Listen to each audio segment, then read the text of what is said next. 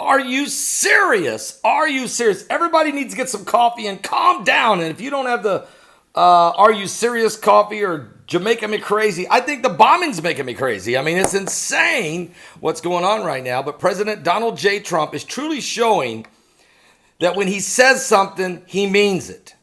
He's not like these other politicians like we've looked at over the last 4 or 5 administrations, where they draw red lines and it means nothing, or they say they'll do this and they do another. Now that's over with, okay? United States, America first, that doctrine, I call it the Trump doctrine, it's in play. Iran has been warned. They've been warned and been warned. And Soleimani is gone, but he's not the only one. Now we have more information. There was some more airstrikes took place. In a fresh airstrike, U.S. targets have just taken out Iraq's pro-Iranian militia chiefs after terminating their master.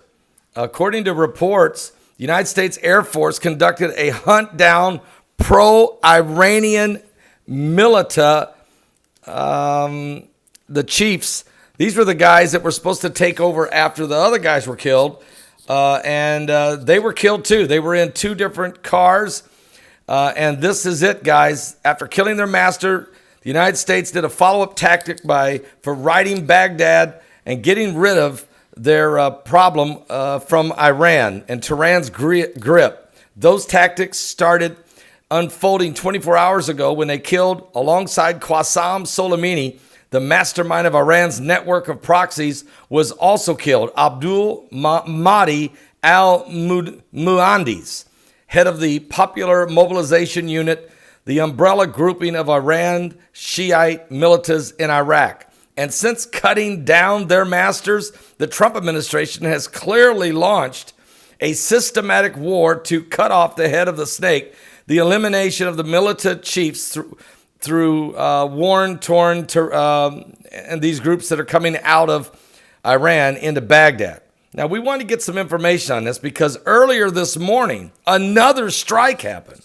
U.S. airstrikes hit a convoy of Shabil al-Zaidi, the head of the Imam Ali battalions near Camp Taji military compound north of Baghdad. 6 more Hezbollah or pro-Iranian militants were killed by these airstrikes. We want to get a better understanding of what this means.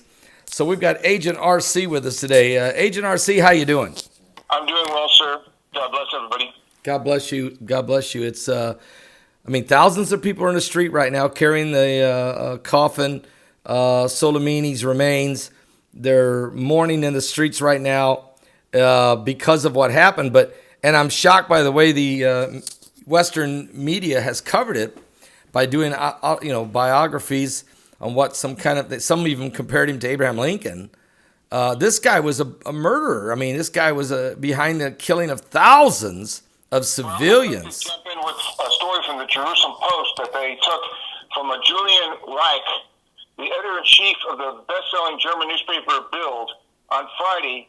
They wrote an article saying that President Trump has freed the world of a monster whose aim in life was an atomic cloud over Tel Aviv. Trump acted in self-defense the U.S. and all people, peace-loving people of the world. This is the leading German newspaper who said this, the editor-in-chief. That is huge. That's huge. So what does that tell you? It tells you that the people that aren't drinking Kool-Aid know how bad these people are. And the leaders that they killed this morning were 6 leaders of the militia. So they killed Soleimani, and as I was told from my contacts, that there was 2 more missiles that were fired into the terminal, and they told me there's a lot more people dead in the terminal than died with Soleimani.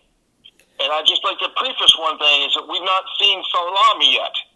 And I'm not saying he's dead, but I'm saying he's nowhere to be found. Hassan, that would be, folks, General Hassan Salami.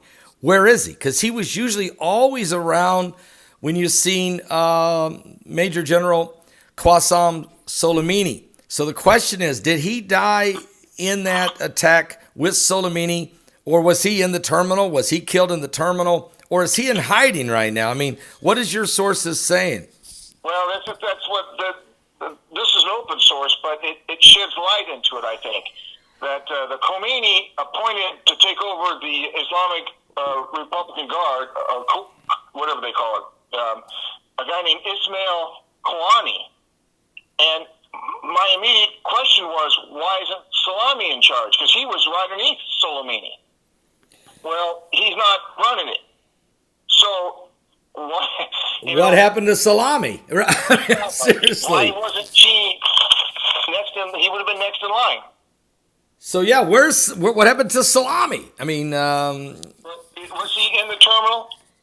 Because then they stopped talking about that too. When they came out with the initial reports, or they were talking about the reports, everybody said there was 4 missiles, 2 in the terminal, 2 on each vehicle. Well, now they're saying, not even talking about the terminal.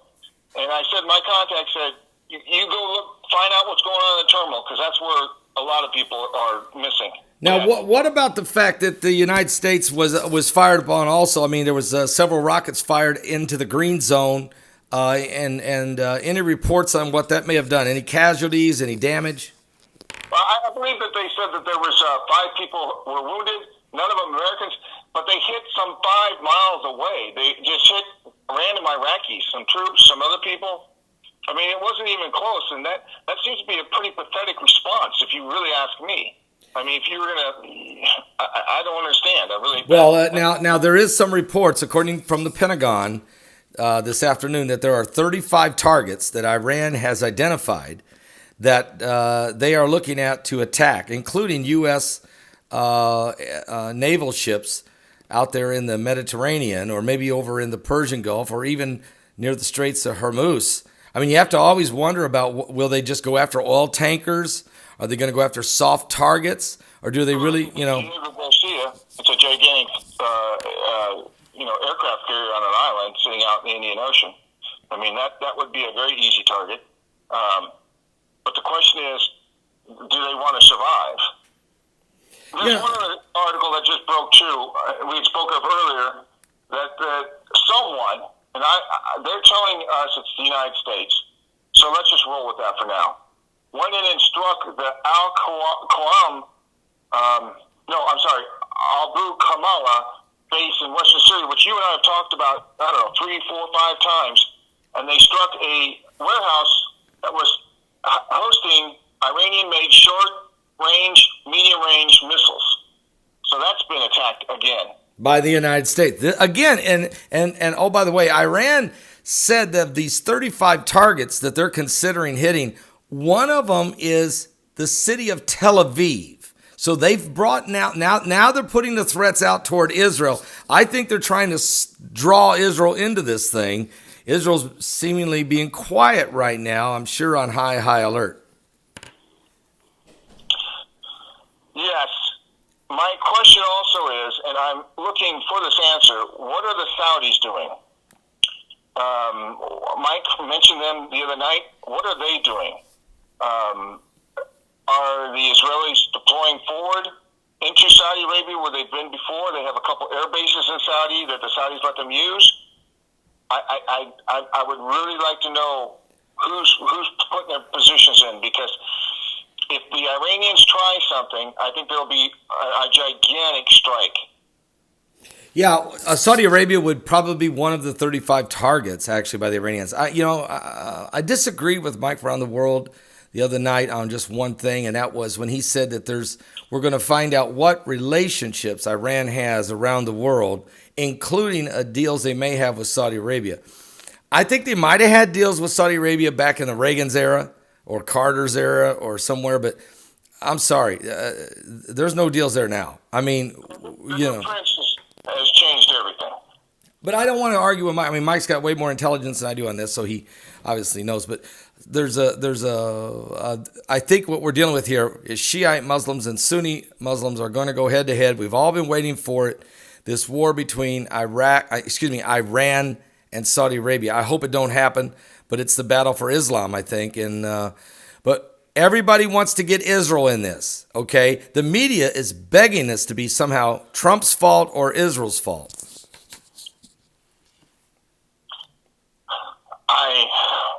I don't see how. I mean, all of the Democratic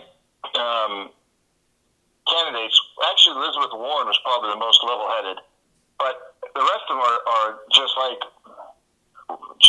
barking chihuahuas. Well, I'm not even talking about the candidates even. I'm talking about Pelosi and some of the others in the Congress, Schumer. Some of these guys are making some really crazy statements that I don't know where they're coming from. Let me ask you this question. Again, one of the people killed in the attack this morning is Shabil al-Zaidi. He's the leader of the group that was Iranian proxies, if you will, in Iraq. He was in one of those cars that was leaving Iraq, headed to Iran. I'm looking at his picture right now. This was another bad guy. So what's happened here, Trump is just taking out not only the first layer, but looks like the second layer and maybe even now into the third layer. And your point is, where is General Salami? What happened to Salami? Because is he dead? Is he in hiding? What happened to him? I would also pivot, agreeing with what you just said, but I'd be pivoting off of one other thing. And you and I discussed this a couple hours ago. Who is telling us where these people are? Who's the inside source that's up these people? Well, it's probably Mossad. It's no doubt Israeli intelligence encamped, embedded within Hezbollah, within the Iranian militias, and that intelligence is being given to the United States. I mean, we've got great intelligence in the Middle East, guys. We've got the most superior technology when it comes to surveillance from the sky. I don't think these Iranians have a clue on our capability. We know where every one of them are. We know when they sneeze. We know what's going on. And we got great intelligence on the ground. Footnote, why Soleimani was there the day that the U.S. Embassy was being attacked. He was there. He was across the street. Yeah, he went out. He went into the street. Fox News actually spotted him, and there was a live video, and he was marching in the street in civilian clothes, but there he was. He was wearing a pair of sunglasses. I recognized him. I mean, I said, whoa, that's Soleimani. And then they said, hey, that's General Soleimani. And the guy was standing in front of the embassy cheering on the crowd. Yet the news media tried to say this was a emotional reaction by mourners. This was not an emotional reaction. No, I didn't see nobody crying. I seen people in battle fatigues. I seen Soleimani, I don't know what he was thinking. Obviously, the cleric, the Shia cleric, who's been around for a very long time. You know what I'm talking about? Abdul something. He's been around for like 20 years since the Iraq thing, and he always runs off to Iran when things get hot. You know what I'm talking about? Yeah, I do. Yeah, I was told that he was one of ours. Now I'm not trying to out anyone, but this guy's still around. We could have killed him a long time ago. Well, we got to have some of these guys on our side, okay? And there is some guys that are on our side. There's no doubt about it. And let me just say something. He was right in the middle of all this as well. Agent RC, it's very important to say, the Iranian people don't like this regime. The Iranian people want to get rid of. Soleimani died. They want to get rid of the Ayatollah. They want to get rid of the Ayatollah Khomeini. They want to get rid of this guy. So. It all goes back to Jeremiah 49, though. I can't stress that enough. This is just setting up. They're laying the stage. We're going to keep a close eye on it, folks. Agent RC, appreciate this. Good insight. Thank you for keeping us informed on everything going on. Thank you, sir. Agent RC, great insight, information. And let me just say to all of you, look, we're going to watch this as it relates to Jeremiah 49. In the last days, it talks about the Elam being scattered to all the nations of the world. That would be Iran. Meanwhile, we have to also watch Iran because there's still some issues. It's called Ezekiel 38, still yet to come, and we have to be in Psalms 83. So we don't know where this is going right now. We pray it dies down and everybody settles down. We pray for the peace of Jerusalem, and we pray for President Donald Trump. I think that he is standing strong, standing tall, and trying to protect the innocent people around the world that have just been under this ruthless regimes and tyrants. There's so much tyranny. We'll be back with more information right here on YouTube. Make sure you get your tickets for Mega Quake 2020. They're on sale right now, okay? Get them while they can before they're gone. Today it's incredible. They're going like hotcakes. Hurry. God bless.